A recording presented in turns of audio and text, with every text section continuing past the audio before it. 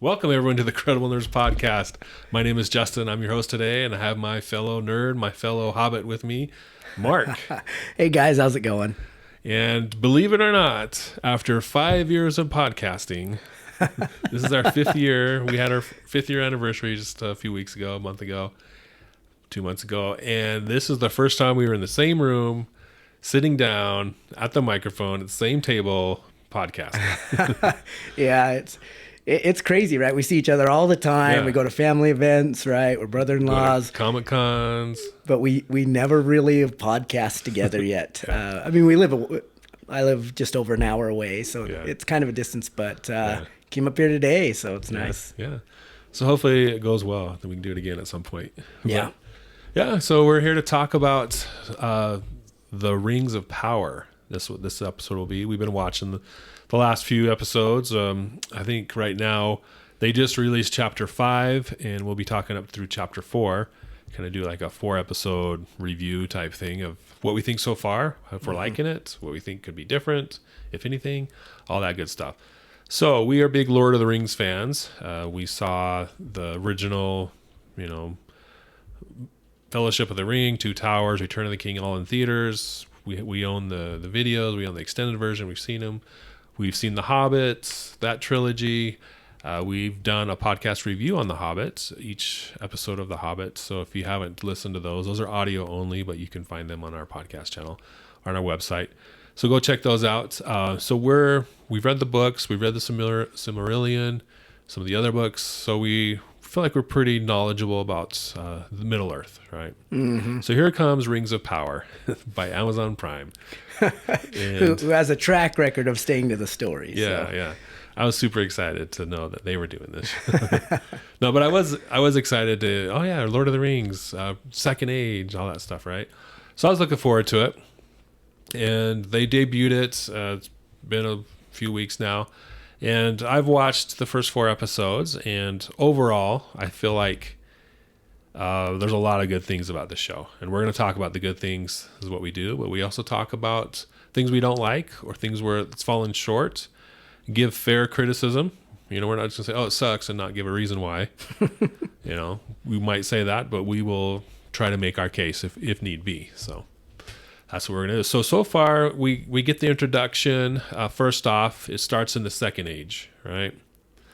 Or no, it starts in the First Age. The very first couple scenes. Oh, right? yeah. With Galadriel, who's a little kid, with her brothers. We get to see Valinor, right? They're in Valinor hanging out. It's nice and pretty and paradisical. We see the 2 trees. Yep. That was one of the first sources of light in Middle-earth. Yeah, pre-sun. Yeah. Right? If you read history, it's pre-sun. Amazing trees. Yeah. I thought that was a really cool visual Yeah. to see, right? Because they talk about it, and if you read the stories more than the main ones, you kind of hear more about it. So it was cool to see them. Yeah, great visual. One was gold, one was silver, or a little bit goldish. But that didn't last very long. It was just a quick glimpse. But it was good to see. I'm glad they kind of referenced that for us. And then they moved the story forward to when the elves go fight Morgoth in Middle-earth. We've got the whole backstory there, but we won't cover. But it starts. That's basically where the story starts. Morgoth's defeated. Galadriel's brother is killed. And then she starts this quest to track down Sauron, who's the first lieutenant of Morgoth. And I believe Morgoth is killed at this point, right? And it's just Sauron they're trying to track down to, get rid of him. Yep. So that's kind of what happened in the First Age, right?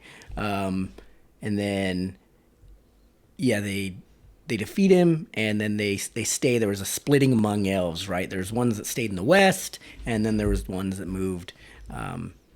Is it Fëanor that they followed? I can't remember his name. I believe so. Yeah, so they followed him, and they were like, the gods can't protect us. We have to go protect ourselves. We're going to go to war. So there's kind of a split.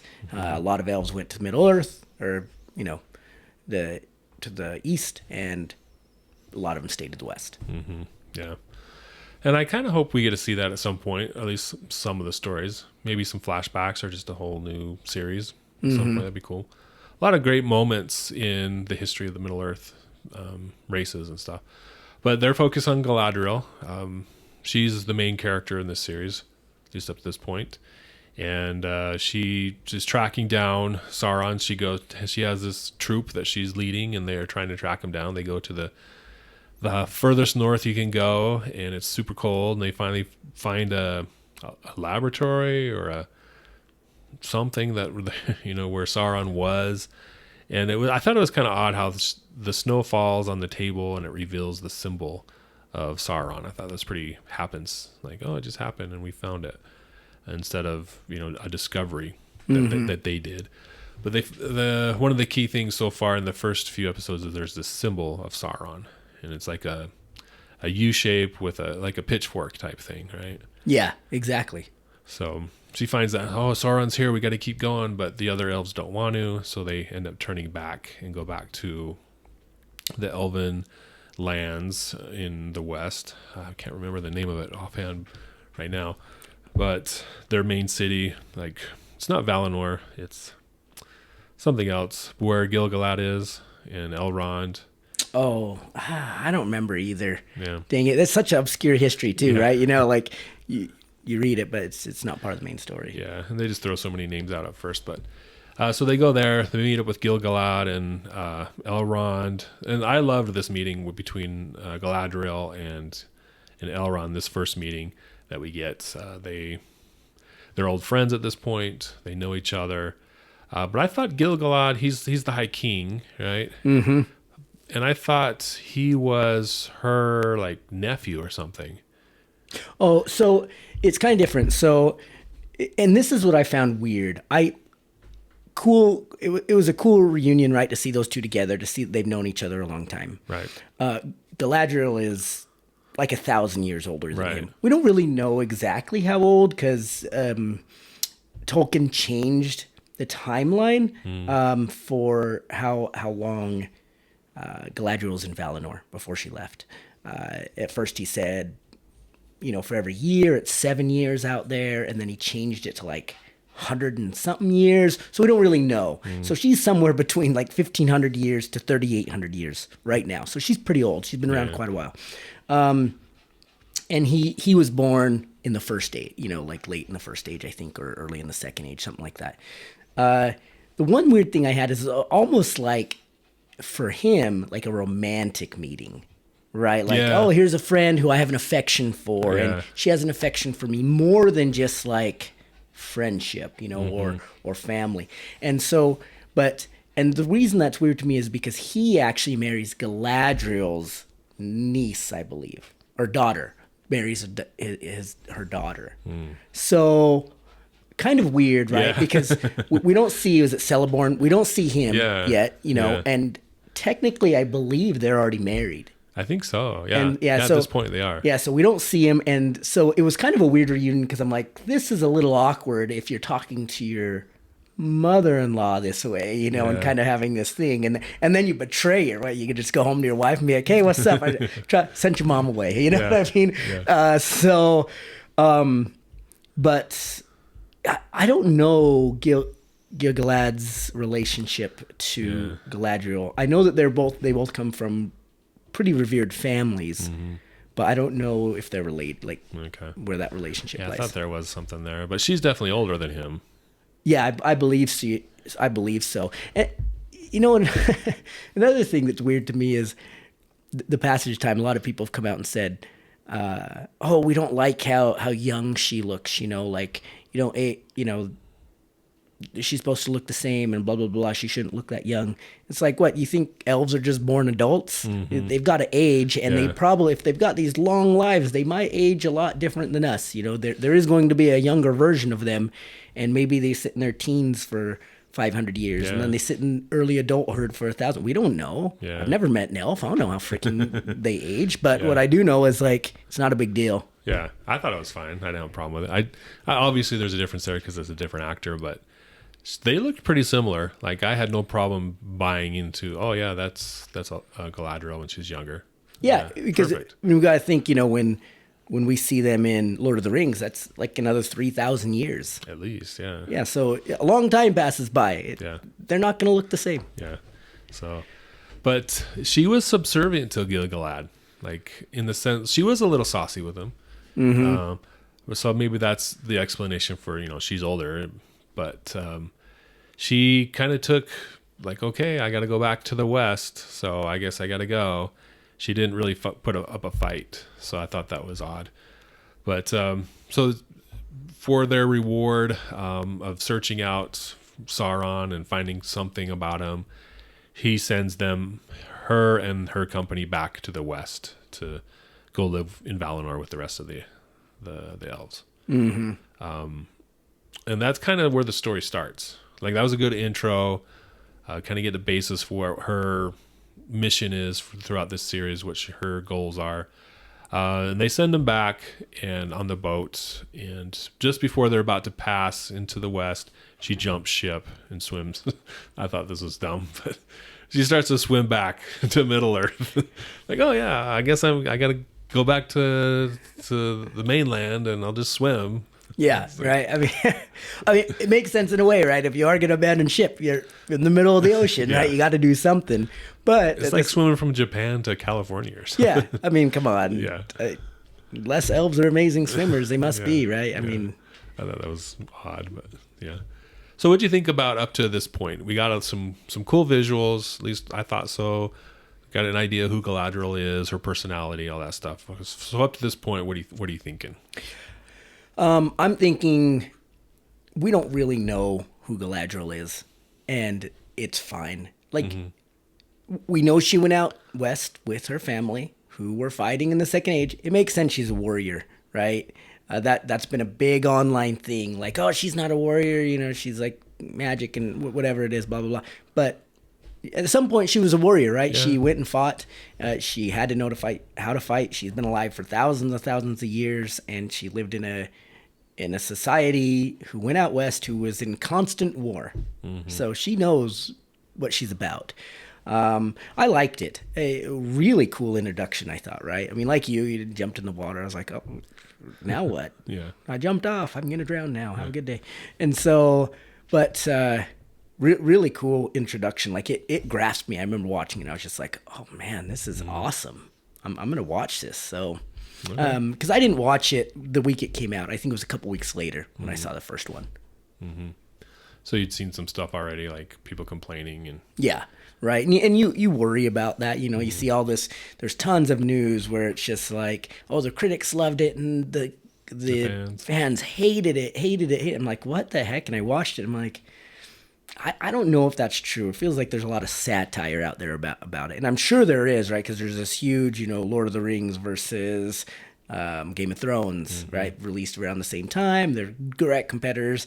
And I keep seeing nonstop, Game of Thrones is failing. No, Lord of the Rings is failing. So there's a lot of satire out there. So don't listen to that. Yeah. Watch it. Just watch it. Watch it and judge for yourself. And that's always been our motto, right? Like, there could be this great movie and you're not watching it because Rotten Tomatoes says it has a bad score. Yeah.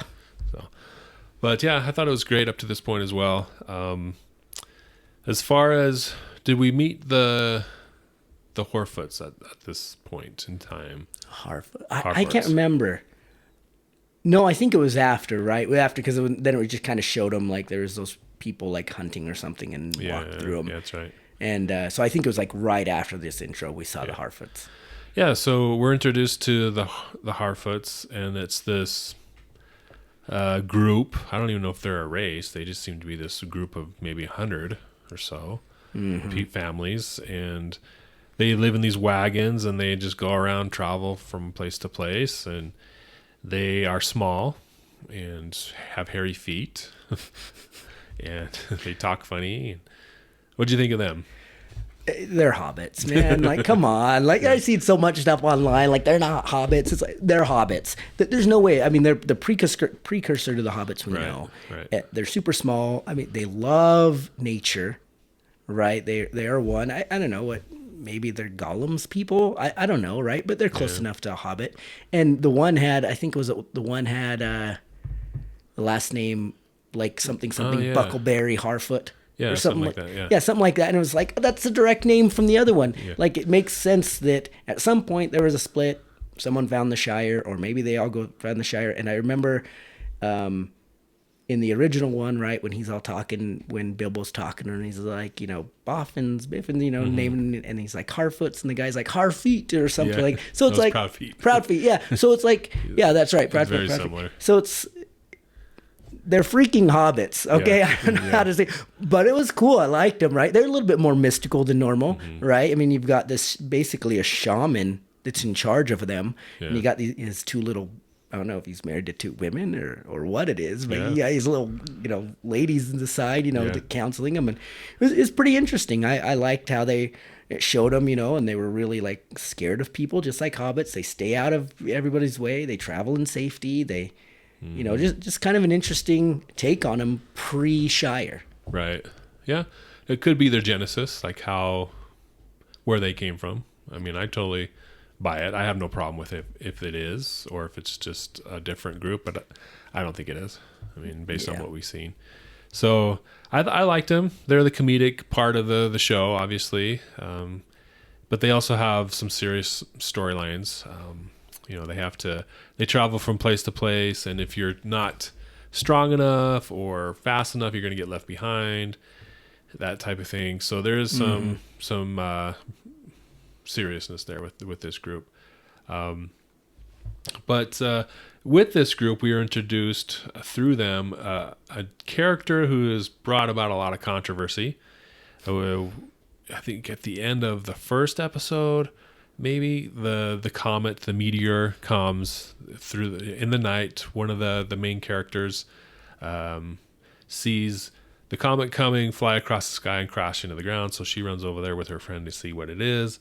And they find a man laying there in the crater. And as the episodes go on, we find out that he doesn't speak their language. He has a little bit of magic.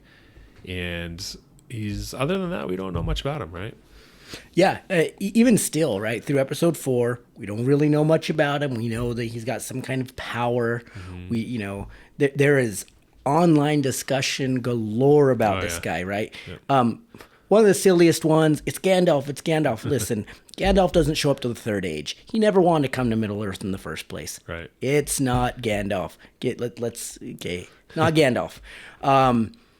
But I do think at some point, I don't know. So there's a lot of things, right? A lot of people think it's Sauron, which doesn't make sense to me because he's hiding on a comet circling the Earth until he's ready to come back. That's silliness too. Yeah. I am of the belief, and it's really weird because Tolkien kind of changed the story and changed things as he went along. Originally, he said all the Isatari, the wizards, came out in the Third Age. They all showed up about the same time. They came by boat. But later in the Unforgotten Tales or Unwritten Tales or whatever it is, he said in the Second Age, the blues came out. Okay. Now, and the way he talks about it, he kind of infers, and then they left, then they came back again with everybody else, right? So they've been out here twice. So I think it's a blue. I think it's one of the blue because they show up right about the time the Rings of Power are made. Right. Well, we know they're trying to make the Rings of Power. So someone has to counter Sauron. Like, that's what they were sent for. Okay. Additionally, we see him use some magic that we don't see that's really used before, right? He doesn't have a staff. He doesn't have this. But what we also know is that in the Second Age, it doesn't sound like that there was the same restriction put on the wizards as there was in the Third Age, where they were told, no, this is men's fight. You're just there to assist. You're not to contend with Sauron hand to hand. But in the Second Age, that wasn't necessarily true. So I think we're going to see a more powerful blue wizard. Okay. And so it would also make sense too when they came out in the Third Age why they went out east instead of staying to the west. Right? They knew they'd been there before. They knew where to go. They knew where the corruption was going to be the deepest. There's a lot of debate if they finished their task and went back. Nobody knows. It was never said. It was never fleshed out, right? Yeah, it was never answered. So there's a lot of idea like, oh, they turned to Sauron and helped him, and there's a lot that no, they didn't. They actually succeeded. We don't know. So I think he's a blue. Now, where the other blue is, who knows? Is there 2 or 3? 2. Just 2. So there's 2 blues. Okay. And we definitely know they were there in the Second Age, according to the Unwritten Tales. We don't know anything more. And so I think that's who that is. I consistently believe who that is. And the reason I think it's Sauron is right is because he's looking for those stars. The stars are the same thing as the symbol of Sauron. Okay. But I think that's more of like, you need to go here Yeah. and take your fight there, Yeah. not, I don't know. Just, I'm going to say right now, he is not Sauron. Yeah. I never thought he was Sauron because Sauron was always a presence. He was hiding on Middle Earth somewhere. He wasn't up in the sky.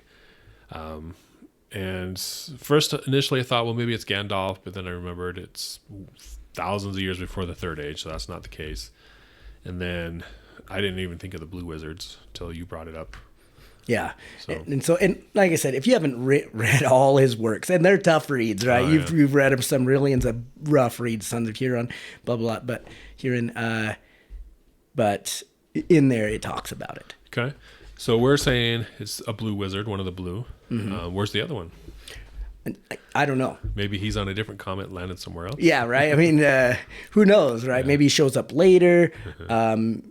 Who knows where he is? Maybe he came more traditional route, and he's looking for the other one. We don't know, right? So that's why the speculation's so big. Everyone's like, "Who's the stranger?" There are so many things. From what I've read, though, a lot have started going into, okay, he's blue. He's blue. That's where the general consensus is. We'll see. Yeah. It's based on what we know, it's either that or just a new character that they've created, but I don't see why they would need to create a new character because there's plenty. Gandalf the Blue. Yeah, I hope not. So, and what about the other wizards, Radagast and Saruman? They came over with Gandalf too, right? Yeah, it's not them. Yep, nope. They all came over the Third Age. So there was just the five, right? There's two blues, and then Gandalf, Radagast, and Saruman. Yeah. Yeah. Okay. That's right. Just five. Okay. So yeah, it's pretty likely it's a blue wizard then. Which would be cool because we know nothing about them because there was only just a little portion of the book written about them.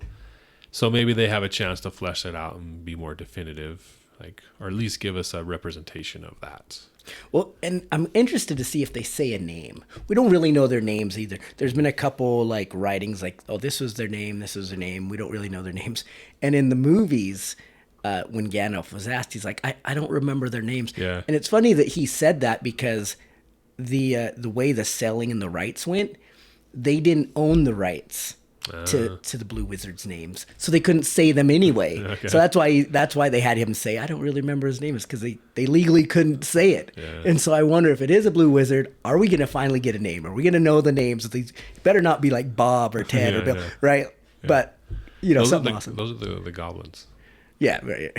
Bill and Tom. Yeah, but so it'll be interesting to see what they do there. Yeah, I'm looking forward to that. That's one of the more intriguing storylines. There's a lot, actually, not a lot, but there's quite a few that I like in this show so far. So we're also introduced. Oh yeah, so then the stranger helps them out. Let's talk about this part because there's the Nori, who's the character who found the stranger. Mm-hmm. Her dad, when she was out talking to the stranger, her dad was doing something with a log or putting up a big tent or something, and he slipped and broke his leg. But the way they portrayed it on screen is that this stranger guy kind of caused it with his magic because he was drawn in the dirt or something, and he made a motion, he broke the stick, or he made a motion, and then the show portrayed the dad breaking his leg at that same time. Mm-hmm. Do you think the stranger did that, or was it just an accident and they were kind of showing us both? I don't know. I got the impression that he'd caused it.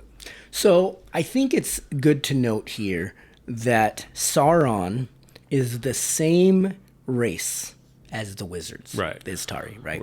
They are the same exact race. They're on Maiir. Maiir? I think that's what, Maier or something. Yeah. Right?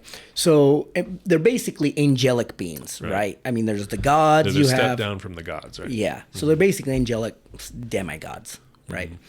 And so they're very powerful in their own rights. Now, I mean, he lands. You can see he's not himself, right? He doesn't know what's going on. It's almost like he's like hit his head kind of thing, and he's trying to figure it out. So, I kind of think that's what's going on. Like he knows he has power, and he knows that there's certain spells he has to cast, right? Like we see a couple of spells he does that he doesn't quite understand what he's doing. Yeah. But he has the power, and so I just think that that's what that was, and I don't necessarily know if they have this thought of right and wrong. I mean, the gods say do this, that's what I'm going to do. And if I don't do it, then I'm not doing what I should. So I don't know if he actually knew what he was doing. Like, he knew he was casting a spell. Does he know that he broke this guy's leg? Probably not, but I think you'll see him figure it out. Like, oh, I did that. That was me. Okay, so more accidental. Yeah, but I didn't understand what I was doing. Now I'm remembering. Now I'm starting to, the more I'm up and about, the smarter I'm getting. Yeah, okay. Yeah, I like that explanation better. Except until that point, it's just like, oh, it's just coincidental, and look at this. He can help out. So he ends up helping out the Nori and her family because they were falling behind when the caravan started to move on. Because the dad, who was, would push the cart or their wagon, couldn't do it. So they were getting left behind. So then the stranger steps up and helps them. Mm-hmm. So, yeah. So anyway, that's where we kind of leave that story, at least up through chapter 4. Yep. And we don't see too much more. I thought it was weird. Well, that's in episode 5. Never mind. Well, we didn't see any of them in chapter 4. So it's up through chapter 3. Nothing in chapter 4. Then I guess chapter 5 it continues. We get to see a little bit more of them, and we're not talking too much about it because we want to give everyone a chance to see it. Right? It just came out on Friday. Yeah. It's Sunday, so yeah. Okay. All right. Yeah, that'll be our next episodes. But also one cool thing is we get to see the dwarves. Durin the Fourth. Yes. Is kind of the main dwarf. Elrond. So Elrond and Gil-galad talk with, who's the other guy? Celebrand.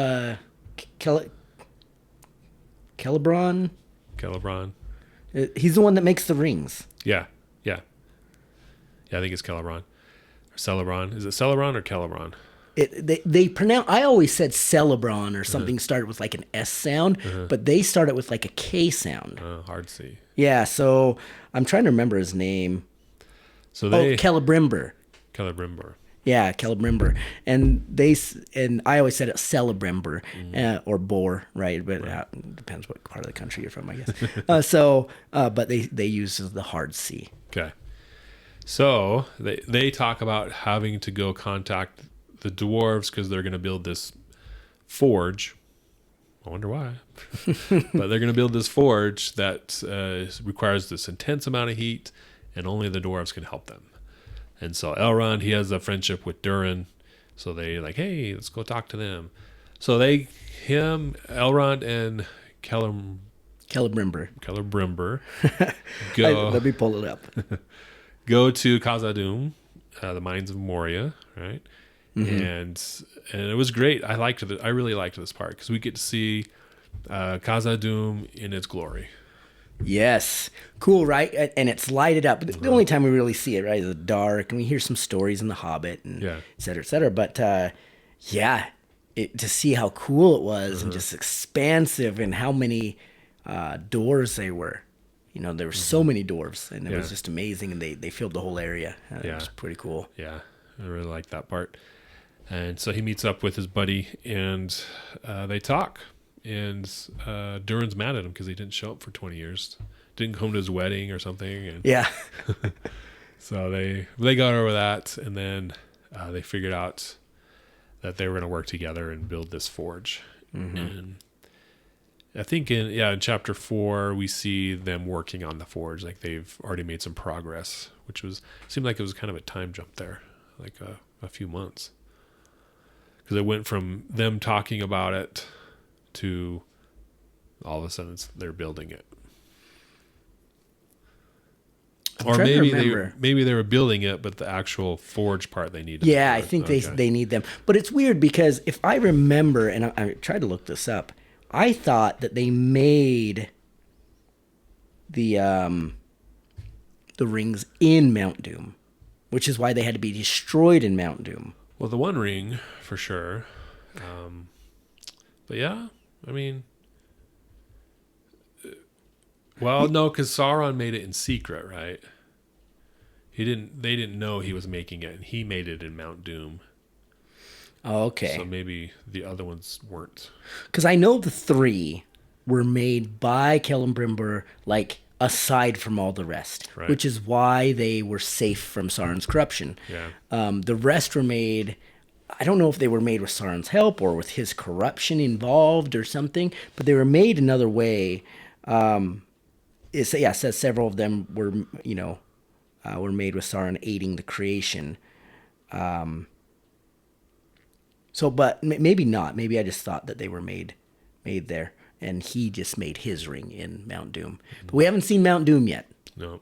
And It's in the Southlands. Yeah, They've been made a a little lot of bummed we references. haven't seen it yet. Yeah. Okay. So Elrond is working with the dwarves to get that, and we don't really see a lot of them. There's a couple interactions up to this point, but not a lot. We do meet Durin and his wife and the king, Durin the Third. Is this where Durin's Day comes from? Is the fourth Durin the Fourth, or is it? I think it is. It is Durin the Fourth. He was like Durin the Ageless. He lived forever. Oh, okay. So, but yeah, he. I'm pretty sure that's where Durin's Day came from. Okay. Cool. So, and in this part with the dwarves, Elrond goes back, and he. I got this sense that Celebrimbor sent him back because he knew he wanted to find out about something. Like he was like, "Oh, you should go back and talk to him. It seems like you guys are arguing. You should go back and figure it out." Kind of like pushing him, and Elrond's like, "Yeah." Like it hadn't occurred to him before. Like he was fine with how things were. Mm-hmm. And so then I wonder how he would know, Celebrimbor would know to go back and look for what we find out to be Mithril. Right? Mm-hmm. That seemed to be a secret that Durin was hiding, just him and a few other dwarven miners. And Elrond, he figured out once he got there, oh, they're hiding something from me. Where is he? Where's Durin? What's he doing? Oh, I don't know. He's doing this, doing that. And he ends up figuring out where to go. He goes there, finds Durin, and he finds out that they've discovered Mithril. And we later learn what Mithril is in Lord of the Rings. So super light material and stuff. They kind of talk about it there. As far as, like, how would Celebrimbor know? Or do you think he did know? Or he just... So this is a tough one for me to answer. Okay. Because this is answered in episode 5. Oh, okay. They go real deep in here. So I know. Okay. But up to this point, you don't know. And so there's definitely something going on in the background, right? Okay. Dwarves don't want them to know they found it. Elves want to know if they found it. Oh, okay. And so in the 5th one, they talk about why the elves want it, why the dwarves think it's so precious, and what they're going to do. And, that's what we know, right? So it's tough to answer. All we know really up to this point is that the dwarves are trying to hide it. They don't want them to know. They don't want the elves to know that they found it. But we do know that Celebrimbor and Gil-galad are aware that something's going on. They want to know what's going on. And Was that the initial reason they sent Elrond in the first place? Does it go back that far? Yeah. Okay. Okay. Yeah, it does. Right. And they explain it. It's kind of an interesting explanation. Okay. I don't know quite how I buy it. They didn't go way too deep into it in the 5th episode, so they're going to have to expand on it more, so we might get more answers in the future. But it's a neat... I like how they did it, but I think there's some pitfalls that can go with it, so it'll be interesting. But yeah, Mithril. We know that it's pretty much indestructible, right? When we saw a cave troll spear Frodo, and it didn't even phase him. Mm-hmm. So that's what it is. Super precious and very hard to mine. Mm-hmm. We see it's very, dangerous to mine. Yeah. So a little teaser there to watch chapter 5, and we'll probably talk about it at some point. Probably chapters 5 and 6 in a couple weeks. Mm-hmm. So stay tuned for that continuation of that. But yeah, I thought that was interesting. It sounds like it gets even more interesting. So that's awesome. So then that's that storyline. Let's go back to Galadriel. She's swimming across the ocean for who knows how long days, right? Who knows? Yeah. And she meets up with these humans. They were on this raft. They've been shipwrecked, and they pull her aboard, and they're distrustful of her.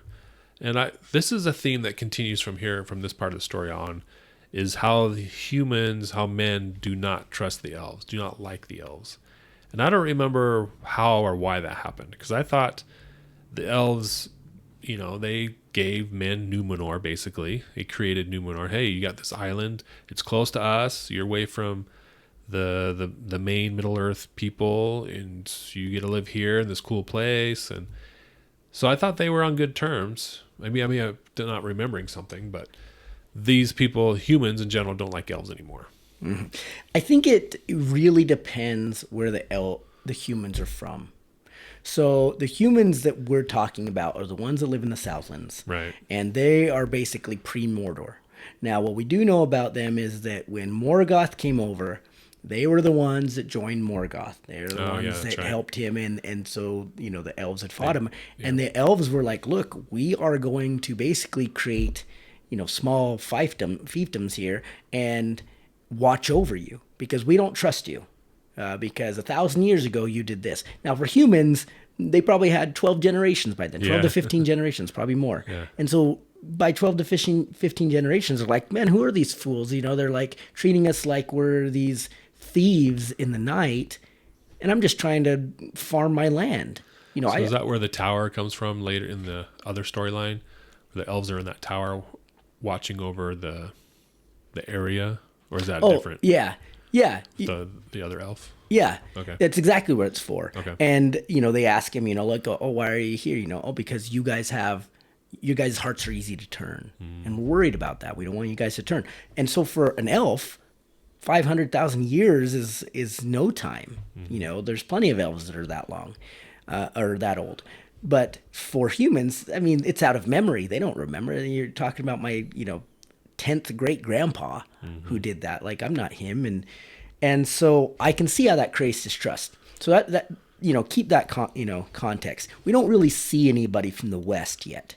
We don't see any of the Western humans because they're mostly in the East right now. They're all towards Mordor and stuff like that. We don't see, Gondor hasn't been created. Right. Rohan hasn't been created. We just don't see what's going on in the Westlands. So West meaning like way west. Yeah, we're talking. No, way west is.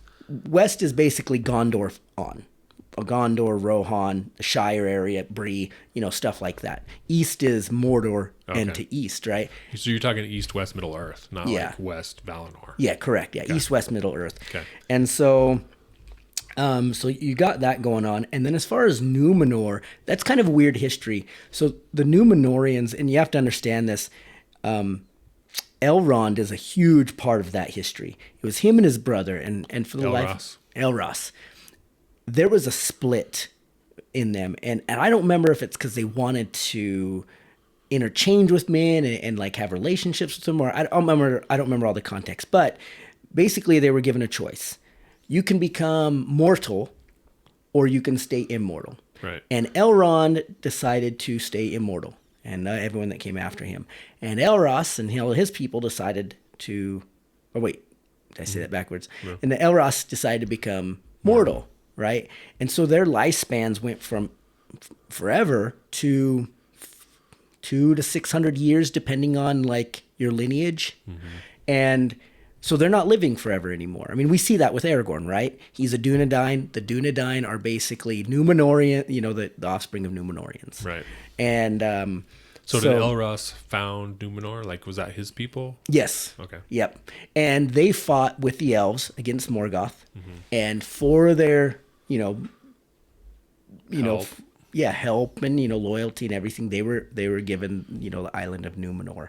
Now, a lot of time has passed since Morgoth, right? Yeah. They make it seem pretty quick, right? Yeah. You think it's like Morgoth died 2 weeks ago. Yeah. Now we're here. Now we're looking for Sauron. Yeah, it's a long time later. Like 1,000 years later, a long time. More than that, probably. Yeah, and so you've probably had quite a few generations of Numenorians, especially the non. High lineage Numenorians, you've had more, they live half as long, probably at least. And so a lot of them start to get this jealousy against the elves. Like, why can't we be immortal? Not realizing, well, because your ancestors decided not to be. Yeah. And they start harboring, bad feelings against them. And there was this big movement inside Numenor where they're, we don't need to be beholden to elves. We're our own people. We want to make our own way. We want to go to the west. We will go to the west. And so there's a big history, which Pharazôn, who we know is kind of like the queen's right-hand man. The old guy. Yeah, the old guy. Older guy, yeah. Yeah. He is the center of kind of what happens to Numenor. I don't want to ruin it because I bet they're going to put this in the show. There's already been some precursor to it, like what happens. So he's right in the middle. So I'm watching that guy. I'm watching him because, he's right in the middle of it. But he was hyping up the crowd against the elves there in chapter 4. Yep. And there's a lot of history. So that's why. And it's really tough because we have a 4-episode show trying to fit in all this crazy history, and you just can't fit it in. So there's a lot of context missing. So that's a good question. Why are they upset? There we go. The real answer is a crap load of time has passed. And because of that, the old traditions aren't held because people don't remember them, except the elves. They're the only ones that remember because they were alive. Yeah. Yeah, that's a good point. And I do remember from the books that the Numenorians always wanted to go west to join the elves, but they couldn't. And eventually they try, right? They're like, well, we're going anyway, and stuff happens. I don't recall. Yeah, that's what I heard. I don't recall anything. In essence, yes, that is sort of what happens, and it's also part of their downfall. Right. So. Right. But I really liked Numenor as far as the way the city was designed. Very pretty, very paradisical, kind of like Themyscira in DC with Wonder Woman and the Amazons. Oh yeah, very similar, that type of feel, and very similar to Minas Tirith, right? Yes, you got the white tree, you got that jutting piece of stone that goes out, building or whatever. Yeah. I noticed. Cool. I was like, "This looks like Minas Tirith," and then I remember. I was like, "Oh, well, that would make sense." Yeah. So, some foreshadowing, I guess, to that to Minas Tirith. But yeah, Galadriel and the guy, a sea monster attacks their raft, and everyone dies except for Galadriel and the guy. Is it Halbrand? Halbrand or Halbrand? Yeah, Halbrand, I think. Halbrand. Yeah. And he's. They end up getting picked up by the Numenorians on a ship by, what's his name? Sidril's dad. Elendil. And taken back to Numenor. Everyone's mad because an elf has come to Numenor and they don't like elves like we just talked about. And so that's some more controversy. But Galadriel's hard-headed and she talks her way out of being imprisoned and is able to wander around. She hangs out with Elendil, and they go back to the other side of the island, back to his kind of town, I guess, where his people are. And she's searching the library, and she finds out that this mark of Sauron is actually, if you turn it 90 degrees, it's actually a map of the Southlands, aka Mordor. Mm-hmm. So then you're like, oh, that's interesting. That was a big reveal for me, at least. But she found it in this old library, and she found some other stuff too. They go back, talk to the queen about it, the queen regent, and she's mad and says, "Oh, you're out of here. We're making you leave tomorrow because we've had enough of you." And in the meantime, the Southlander, he gets in fights with people, and he's pretty powerful. He's pretty strong. And also, as well, Galadriel figures out that he's a king or a descendant of the king, maybe, of the Southlands. Yes. Yeah. At some point, right, they had kings, but he's got royal blood, right? Like, right. And, Galadriel's like, oh, yeah, you need to, unite the, Southlands and blah, blah, blah, blah. This guy is on my radar. Mm-hmm. I 100% am convinced that's Sauron. And there's a lot of reasons why if you know the story, right? In the end, one of the biggest keys that it's Sauron is he's thrown in jail just like Sauron was. Right. And he talks his way out of, Yep. And then he starts smithing. We know Sauron can smith. He made amazing rings, right? Like, So there you go. There's the clues. Yeah. And, even Galadriel says, oh, a simple, what did he say? Like a simple smith couldn't do that with Yeah. a sword.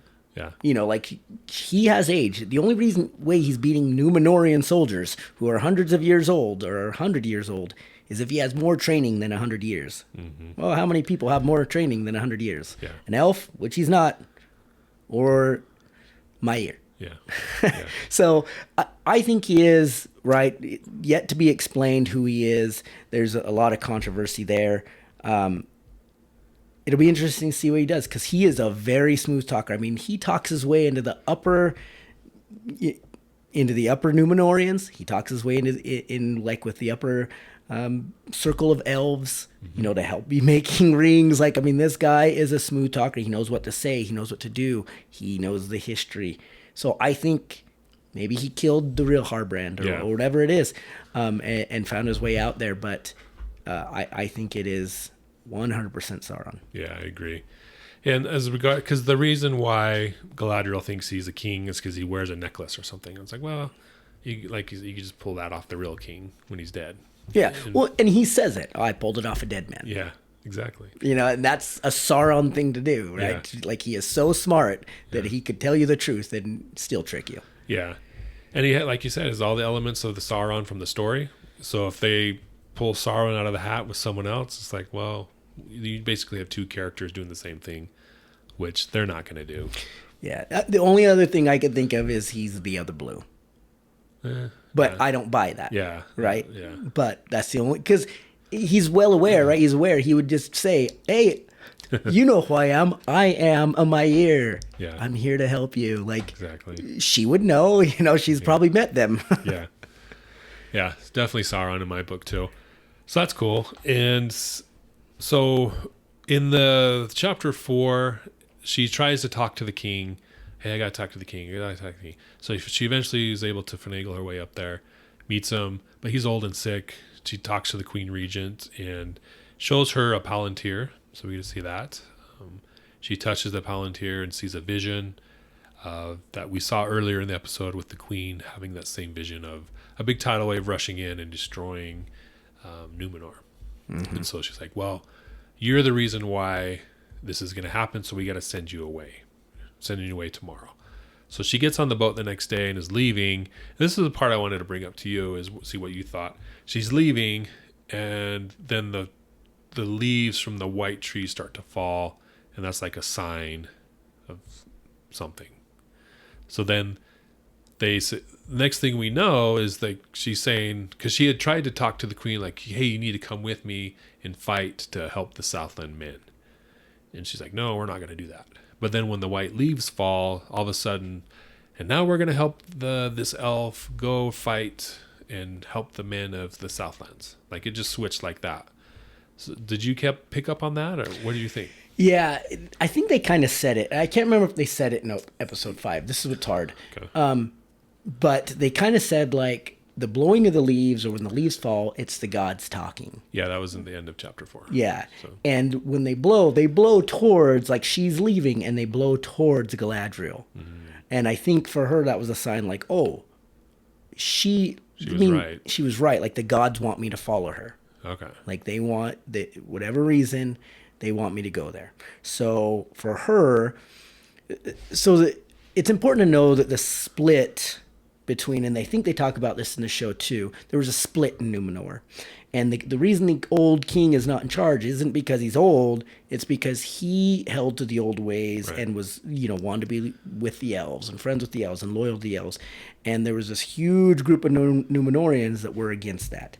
And they did not want that at all. So they basically deposed him and said, no, you're too happy to the elves. We'll have the next in line, and they better be in line. And so it sounds like she bucks the line to keep things happy. She's a pure politician. Mm-hmm. But when we see these leaves flow and she knows the sign, she trusts the elves, blah, blah, blah, she's going to go that way. And who's going to speak against her? The entire Numenorian nation understands, oh, if these leaves blow, it must be from God. So now she really has the popular opinion side. And Farazone says enough, right? It's like, that guy comes, why are you allowing this? Why are we going to go help him? He's like, because that's what the people want. What do you want me to do? Like, I'm not that silly. And then you hear his true ambitions behind it, right? Oh, wrong episode. Yeah, I was gonna say that doesn't sound familiar. Never mind. Forget I've said another anything. tease for chapter 5. So, anyways, there's more to come, right? And it speaks a little bit more about it, but there is, there's a reason behind her doing that, and it's a good reason. Okay, cool. Sounds like I gotta watch chapter 5 tonight. Yeah, chapter 5 was really good. It was probably my second favorite episode. Oh, cool. All right, so moving on from the Numenorians, that story's still pending. We kind of mentioned it a little bit earlier with the elves. They are a different race of elves, right? They are the Quenya. Yeah, there's something. I can't remember which one. Quenya is one of the races, but I think that's what they were. But they are different. They're the ones that have stayed in Middle Earth. Yeah. I can't remember what they're called. Dang it.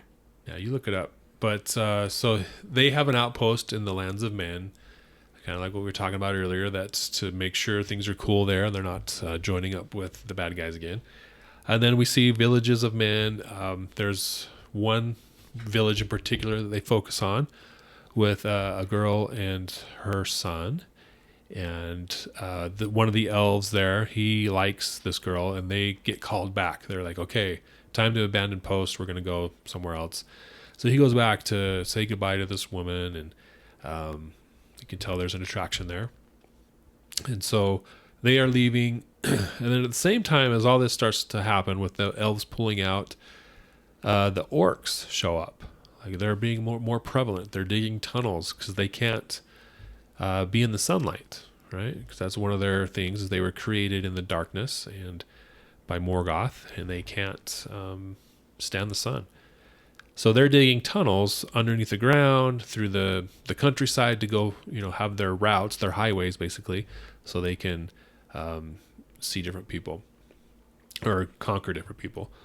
But it also seems like they're looking for something, and we see that in the village, that one of the villagers has found the sword, and the mother's son took it from this guy who had it, and it's they keep calling it Morgoth's sword or something like that. So we actually see him use it. It's like a lightsaber kind of, where you hold it and then it builds. It's like half of a sword, and then builds out into a full sword. So he puts his blood on it. Oh, is that what it is? The blood. Okay. Yeah, and because you see it, he cuts. Sorry, he cuts himself. Okay. And then he puts it on it, and it grows. And it grows. Oh, okay. Is that how they get the mark? Yes. Oh, okay. Yes. Watch episode 5. It really goes more into it in episode 5. Now, none of this is canon, basically, right? I don't know if they're going to consider this canon at some point, but what's going on here? We don't know anything about it, with this sword or anything, but it's cool. And they explain a little bit more in episode 5, but up until this point, we don't know what it is, other than it has something to do with Sauron.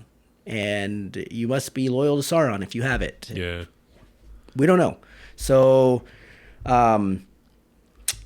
watch episode 5. Okay.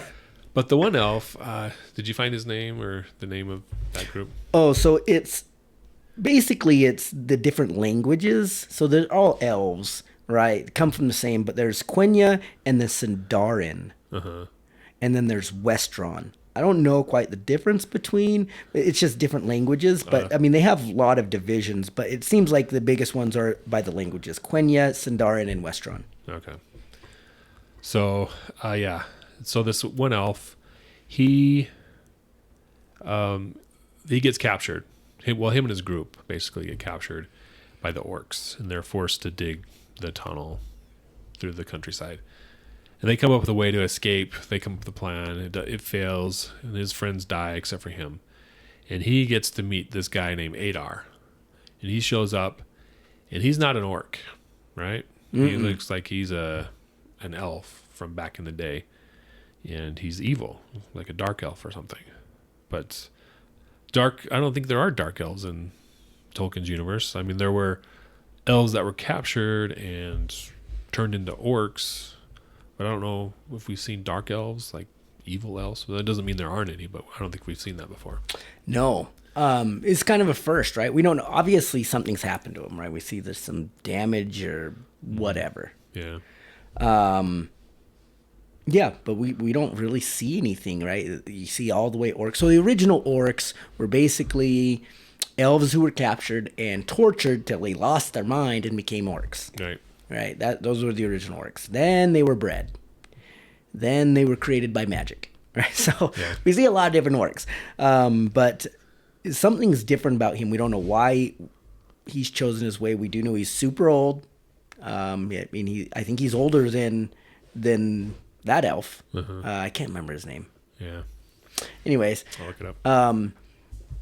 But yeah, we don't know a lot about him, other than he is called Lord Father, and people are assuming he's Sauron. Oh, he's Sauron? Watch episode 5. I'm sorry. Did I jump the gun there? I probably did. But, the idea is who's controlling the orcs. The only person that can control the orcs is Sauron.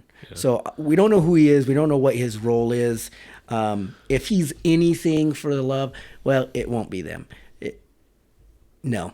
I was thinking maybe it's the Mouth of Sauron, but the Mouth of Sauron's a black Numenorian. I actually hope we meet the Mouth of Sauron at some point. But I don't know who he is. I don't have any guesses other than, obviously he's doing the will of Sauron, right? To some degree. We don't know what his pure motivations are. Okay. Well, they're looking for the sword. As part of it. But that elf, his name is Arondir. Okay. So, but he is told to go back and deliver a message to the humans that have retreated into the tower, the watchtower that the elves were occupying earlier. And the message is basically surrender and we won't kill you. Yeah, it's basically, surrender and serve us. Yeah. So it's not even just surrender and stand at the side. It's like, no, you'll surrender and then you'll fight for us and do whatever we want, or we'll just slaughter you. Yeah. Which, some people, that's not that hard of a decision. It's like, well, okay, I don't want to die, so. Yeah. So I think that's all the storylines so far. That's a lot, right? A lot of storylines going on. Did I miss one? No. Okay. I'm trying to think. Maybe there's more in the next chapter. It sounds like. Yeah, a lot of stuff comes out in chapter 5. Okay. But yeah, those are the main storylines. There's a lot of little weird, ticks and stuff like that going along through here. But in general, that's the storyline. A lot of cool things, a lot of mystery surrounding who's who, where are the players at, which is cool because that's exactly how it was. Yeah. There's, a lot of shadow games going on. Sauron trying to gain power. He's not out in the open yet. He wants certain things. Obviously, he wants the rings. How he found out about the rings, we don't know, right? Because it's not like you just say, he thought, like, I have an idea. I'll create these rings, and then I'll control everyone. He had to have known that rings were going to be created at some point. So, do we know that the rings are being created? We know about the forge. We know about the forge. Do we know what they're making with the forge? Yeah, they talk. Well, I think it's just assumed because Celebrimbor's involved, and well, yeah, we assume that. Yeah, but has the story revealed that? I don't think so. Okay. I think they want to make something, but I don't think they've quite said what that something is yet. Okay. And they said, well, we don't have. Like, to do this would require, like, way more manpower than we can do, so we need the elves to help us. Okay. And then, or we need the dwarves to help us. Yeah. But then you kind of find out a little bit more about the true meaning of what's going on with the dwarves and why they actually sent them there in episode 5. And so, okay. a lot of cool things. I think my biggest takeaway from this is it's a good story. There's a lot of cool things here. There's going to be a lot of factually weird stuff here because there's so much history and spread over a vast amount of books, and they're trying to put it all together and they're trying to make a story of it. So they have a lot of latitude to a point because there is, guiding stones along the way that they have to hit. Yeah. So what are they going to do there? I'm actually interested to see. There's a couple events that have to happen that are going to lead to it. Like what? Making the rings. Okay. That's one of them. Another one is Numenor goes to war with against Sauron's people, and it says they showed up in such force that the forces of Sauron surrendered. They literally ran around and surrendered, and they captured Sauron. So Sauron's because in the stories, Sauron's leading the armies, right? They defeat the army, they capture him, bring him back to Numenor. But when I look at that Numenor, like, I think it's cool, looks great. I don't see enough people to make an army large enough to, unless Sauron showed up with a 400-man army. Yeah. I don't understand. I'm not seeing where we're seeing this large of an army, because it said they showed up in such force. Yeah. So are they going to change that part of the story? Do they count, if Halbrand is Sauron, do they count him being in jail as that? Who knows? But, so there's a couple things that they really have to hit on. That's good. They're going to have to answer this Mithril conundrum they've put themselves into. This is not anywhere I've read. This isn't anything I've read. So they're creating this as they go. It needs to make sense. I understand why they're doing it, because how much Mithril do we see in all the books? Not very much. One thing. If it's impenetrable, wouldn't you see it everywhere? Yeah, you'd arm everybody. Yeah, it'd be like, hey, I'm going to make an entire full body armor covering my face with little slits for my eyes, and we're going to go to war. Yeah. Like, I'll send 10 guys out, we'll win. You know what I mean? Yeah. We don't see that. Why don't we see that? They're kind of answering it here. He explains it more in the next episode, but they're putting that they could box themselves in a really weird corner if they don't tell it right. So I'm looking for that. I think one of my pocket favorite things I've seen so far is Elendil and Isildur. Mm-hmm. Yeah. Right? We don't get to really know much of them at all, and here we go. Here they are in all their glory. We get to see Isildur as a boy. We get to see Elendil when he's, is a captain, and then he gets promoted or something. Mm-hmm. And I like that. Yeah, we get to kind of see who they are and where they come from, and their relationship with Galadriel, and so that's really neat. I've really liked that, how they've done that. Be cool to see where we go next with all of it. Yeah. Let's see, how many episodes do you think there's going to be? I think there's 12. Oh, I don't know. I was going to say, I hope there's like 20. I'm sure there's only going to be like 8 or 9. Yeah. But if they're going to do 12, that's even better. I'm seeing 8 on IMDb, so I don't know what that means. Yeah, which is terrible. I think it's a long time, right? Basically, you get an 8-hour movie over 8 episodes, which is quite a bit. Mm-hmm. I don't know where their conclusion is. Are they going to just do one episode or one season? They got to do multiple seasons. There's no way they could do all the stuff they need to do. You would think, right? Like, I would think that the logical ending to Rings of Power would be when they show up, the wizards show up in the Third Age. That's where I think the logical ending would be.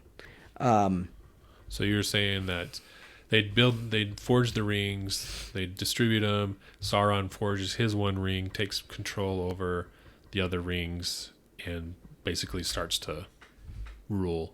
Yeah, because there's huge wars. Right. Amazing wars during this time, right? I mean, we see the fall of Numenor. Mm-hmm. We see huge, these nations run by the Dunedain raising up, or the Numenorians raised up, and then we see them fall, and so I think that's cool stories to explore. There's a lot of story here. Yeah. And then I think the logical ending would be, like I said, the wizard showing up, because then we know what happens after that. I mean, they go through some wars and stuff like that, but then... Yeah. Okay. There you go.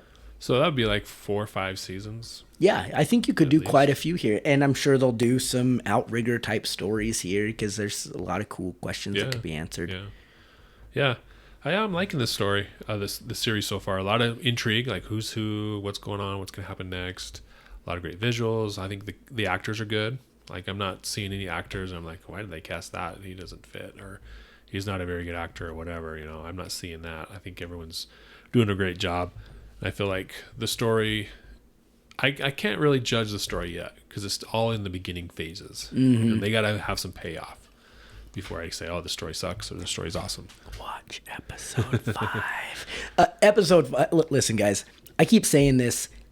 Every show that you watch, every series, has a lot of story building, and Right. then things come together. Right. Right. We were just talking about this with Endor, right? The new series Endor. You have to get to episode 3, and then it all comes together. Episode 5 is that. Okay. Because it answers a lot of the questions that we're asking here, and it starts to put it together. And the end of episode 5, you're like, oh yeah, this is things are now in fast forward mode. We're gonna see. We've gone from story mode to action mode. Okay. And now where are we going? That's good. Because if there's only 8 episodes, we've talked about 4. That's halfway. Mm-hmm. Right. We need to see some stuff happen. So that's good to know that the next chapter stuff does happen. Yep. So, I mean, we get there. I'm excited for episode 6. As a whole, what would you give this? What do you, and it's tough to rate it, right? Because there's a lot of things. So how would you rate it as keeping us in Tolkien universe? How would you rate it as a story? Story, I would, knowing what we know so far, just based on that, I'd probably give it a high grade, like an 8. I mean, there's a lot of storylines, and they're juggling it pretty well. So the execution of the story, probably 8.5, and all that. Within the Tolkien universe, I feel like they're matching it well with what we've seen so far previously. And I think, like you said earlier, there's a lot of history that they got to pare down. A lot of stuff going on, pare down to an 8-episode season so far. So I'd give it a high, like a 8, 7.5, 7.8 to an 8. Yeah. Nice. What about for you? As a story, pre-5, as a story, I think I would have given it a 7. There's a lot of cool things, but there's a lot of things that are strange. Like, why do I care about what the Harfoots are doing? Yeah, I don't care about the stupid Harfoots and what the hobbits are doing. But it's a good intro. It's a cool intro. I'm glad that they did it. But why am I watching minutes and minutes and minutes? And why do we keep going back? And what's the stranger about? Up until this point, that's kind of like a weird thing I'm watching. Okay. Up until this point, like this whole thing with Durin and his attitude and what he's hiding. It's just kind of strange. It doesn't gel very well. So I give it a 7, 7.5, right in there. After episode 5, we'll talk again. Yeah. That number quite changes, and it all makes sense. As a Tolkien universe, I've got to give it hands down. I feel like I'm in Middle Earth, right? Right. I look at Khazad-dûm and what they did with their cinematography. Sure. Amazing. Mm-hmm. I see, it shows just little bits of their city and stuff. Mostly they're just standing in this weird forest and stuff. But I kind of get the mystical of the elves and humans are scattered, right? We don't have big kingdoms like we've seen quite yet. The only kingdom we knew was in the Southlands, and they went to war and were half destroyed. Mm-hmm. Numenor, really cool. Yeah, really like Numenor. And, when I look at the cinematography and I feel like I'm watching an actual different world, it draws me in. I gotta give it like a 9. Some of those views are just really neat. They did a really good job. So yeah, like a 9. A lot of cool things still coming though, right? They have a lot of room to make it bigger. They have a lot of room to make it worse. And from what I've seen so far, I think we're on the up and up. Cool. That's good to know. I think there's been some controversy for some reason. I read the controversy, the complaints. There's a lot of review bombing on Rotten Tomatoes, like before the episodes even came out. So I don't understand where the hate's coming from or the dislike. I don't know. Are you seeing anything? Like now that we've actually seen the show, because a lot of it was like, well, there's a black elf, there's a black dwarf. It's like, okay. Yeah, for some reason that's an issue. I don't know, right? I get Tolkien wrote in a time that is completely different than we are. We want to talk about transitions and woke and left and right and up and down. He wrote in a time that was so conservative and right in the middle of like Jim Crow, right? Obviously there's going to be like this this real written thing with 10,000 white characters and probably nothing else. I mean, look at any old story. That's the way they were written. Right. They were just done that way. I don't really care that there's a black elf, black elf, that I haven't seen any more than him is kind of weird. Yeah, because it's true. like you want to make it like diverse, but we only have one just black one elf, and we token like black have elf. like, you know, a couple dwarves, which one has a speaking part, his wife, and that's it. Like, if you want to make it diverse, dang it, make it diverse. I don't care, but don't make it, you know, just throw one in to say we gave a thumbs up to this. Now we're diverse. Now that's just trying to make a point. That's a good point. And I don't like that. Like, I don't like when it's like you're just trying to make a point and using my viewership to do it. If you're gonna do it, just do it. And how is that different from Wheel of Time? 'Cause I think there's a difference. Yes. I think there's a difference because you're rewriting the story Right. to make that happen. And this is just part of the story. There is no character elf named, whatever his name is. Arendelle. Arendelle, right? There is, you know, that's why. Like, you didn't rewrite Elrond Right. to be a black homosexual, LGBTQ positive. You didn't do that, right? If you would have done that, that's completely That's different. different than here's a new character to help flush out the story, and he happens to be black. I don't care about that, but don't rewrite the story to, you know, like force feed it to me, you know?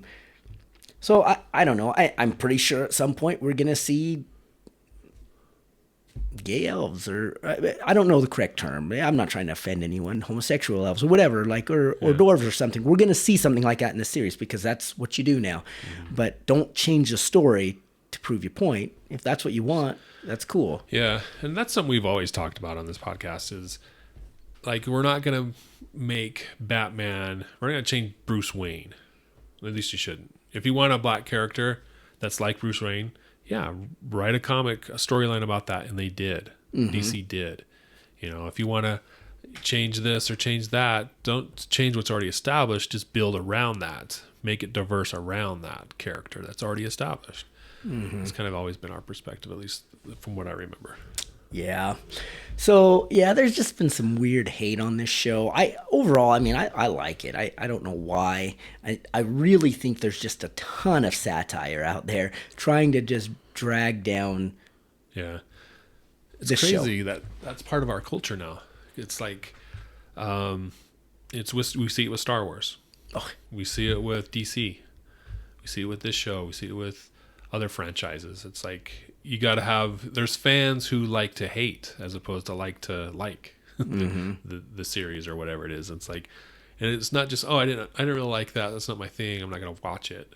It's like they actively go out of their way to make other people think that as well, and to sabotage the ratings, the viewership numbers, or whatever they can do to just make it go away.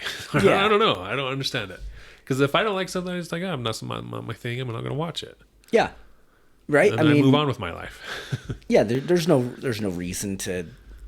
There's nothing in here that I have seen in this show that should cause anybody to hate. And then people are even going to say, like, oh, that's because you're not diverse enough. That's because you don't understand this culture or that culture or whatever.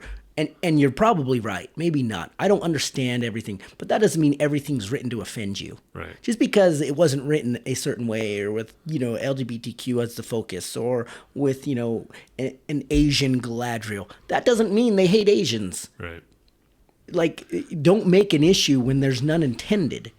You know, like, if in the show someone comes out and says, I hate Asians, then you can say, hey, look at this. These guys they hate hate Asians, Yeah. right? But until that happens, like, sometimes they wrote the show because that's the way they wanted it to be without wanting to offend anybody. Don't be offended. Yeah. And I've seen things where they do have, like, perhaps an all-white cast. That seems to be the most common complaint. And fans point it out, and they're like, okay. And then the next season, boom, you see the changes. So if you want those changes, there's a way to go about it and be like, hey, we want to see more of these people, these type of characters, whatever the case may be. And most of the time they do that. Well, especially now, right? Yeah. These series are so second season dependent Yeah. on viewership and popularity and stuff like that they will listen to the viewers. Like if the viewers say like we would have loved this show if they would have had more black characters, but they didn't, so we didn't watch past episode 3, and they had an okay showing, they might do a second season and then introduce these new things. Just write them in. Yeah, to make it happen. And I mean, Amazon, you think about it, Netflix, they listen to their fans, especially the ones that are feeling marginalized. They want to include everybody. So, like you said, there's a way to go about it. And I think the way not to go about it is just to make an issue out of everything. Like it's kind of like I always compare it to when the Target had that red shirt that said OCD, obsessive Christmas disorder. Yeah. And then there was that big thing, and people were like, oh, don't hate on my disability because I have OCD in real life. And it's like I don't know what to tell you. Like, it just, come on. At some point, we just have to say, this is not meant to offend. Yeah. And if you're offended by it, I apologize, but I cannot help that you're offended. Life goes on. Right. Yeah. So I'm not seeing those criticisms necessarily here at this show. I'm liking it. So. Yep. Yeah. Well, we want to thank you guys for joining us here on this episode of the Credible Nerds podcast. We talked about Rings of Power, chapters 1 through 4. In our next episode, we'll maybe 5 and 6, or maybe 5 through 8. We'll see. But we will finish up the back half of this season for sure at some point. So thanks for watching. Thanks for listening. Definitely subscribe to our YouTube channel to get more content like this, as well as other franchises with DC, Marvel, Star Wars, Wheel of Time, all the cool stuff. So subscribe, like our videos so we can reach more people, have more opportunities to talk to you guys. So thanks for joining us. Definitely send us an email or comment on the videos. We love to interact with our fans, and we'll chat online for further fun stuff. So thanks for joining us, and we will catch you next time. See you guys.